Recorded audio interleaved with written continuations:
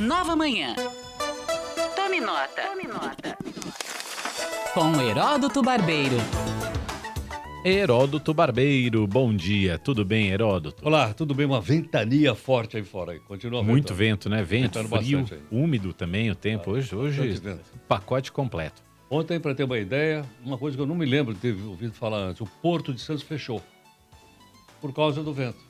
Olha. Imagina a força, né? Que tem um vento capaz de deslocar, por exemplo, um navio que entra e sai num porto de grande movimentação como o Porto de Santos. E durante o dia também, em alguns momentos, fechou o aeroporto de Congonhas. Aí isso aí não é tão raro, de vez em quando fecha mesmo. Mas fazia tempo também que não fechava o aeroporto de Congonhas, que é o segundo maior aeroporto de movimento no país, por causa da ventania. Sem contar todos os estragos, né, daquele ciclone extratropical lá em Santa Catarina. A gente mostrou imagens aqui mais cedo, realmente impressionantes, assim, Caio. Porto de Itajaí, em Santa Catarina, também. Itajaí também fechou? Também fechou. Caramba, ventão mesmo. Heródoto, temos hoje reunião do Conselho de Segurança da ONU para discutir a guerra na Ucrânia. Será que sai alguma solução hoje para esse conflito? Não acredito. Difícil, Quem né? convocou o Conselho foi a Rússia, que é membro permanente do Conselho de Segurança da ONU. E por que a Rússia convocou? Porque a Rússia está acusando a Ucrânia de ter feito um ataque contra a região da Crimeia, que era ucraniano, e os russos tomaram em 2014. E houve lá um incêndio, os russos estão dizendo que foi um incêndio provocado lá por um problema técnico, o mundo inteiro disse que provavelmente foi um ataque dos ucranianos, mas a questão maior hoje da segurança é o seguinte: é a maior usina nuclear da Europa, que está situada na Ucrânia, e essa usina está exatamente no local onde há um duelo de artilharia entre a Ucrânia de um lado e a Rússia do outro lado. E, logicamente, os europeus estão extremamente preocupados com isso. Por quê? Porque a usina de Chernobyl também é na Ucrânia. Teve um acidente lá de ordem funcional na usina, provocou um derramamento de radiação na Europa. E os países hoje que fazem fronteira com a Ucrânia já estão recomendando à população para tomar iodo, que é uma forma, então, de atenuar o impacto de uma radiação, caso aconteça, por exemplo, que um balaço possa atingir a usina. Ela é a maior da Europa. A quantidade de urânio estocado ali é muito grande. E o que acontece? Acontece que ela está sob o controle dos russos. Os russos tomaram essa usina desde praticamente o começo da guerra, quando eles invadiram a Ucrânia. E os ucranianos dizem o seguinte, que os russos estão usando a usina para estocar armas, soldados e tal, etc, porque os ucranianos não vão atirar na usina, nos russos, com medo de atingir a usina.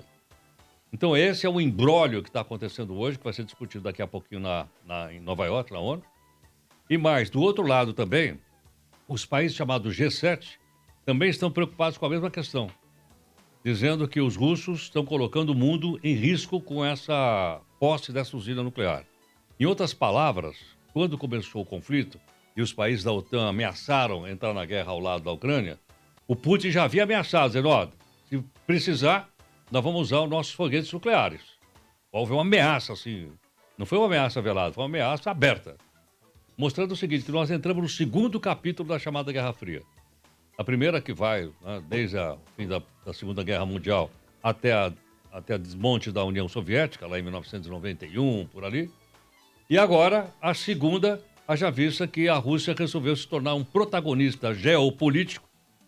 E ela pode, porque ela tem o segundo maior arsenal nuclear do mundo. E ela está cavalgando nisso para dizer, olha, nós temos um arsenal nuclear. Então essa reunião é uma reunião importante, ainda que aparentemente não deve levar a coisa nenhuma. Porque os russos vão dizer uma coisa, e os outros membros permanentes do Conselho de Segurança vão dizer outra, e os 10 que não são permanentes, são elegíveis, entre eles está o Brasil, vamos lá ficar, são os coelhos que vão ficar na arquibancada, enquanto os lobos brigam ali na arena. Ô Heródoto, você que tem a memória melhor que a minha, você já viu alguma vez o Conselho de Segurança da ONU servir para alguma coisa? Não, já houve. Eu não estou lembrado agora, mas já houve algumas vezes em que o Conselho de Segurança da ONU, por unanimidade, decidiu alguma coisa. Já houve.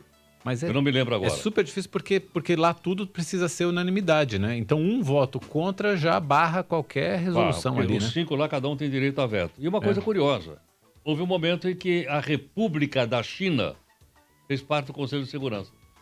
Ah, é? Naquelas cadeiras rotativas. Não, que... como permanente. Permanente.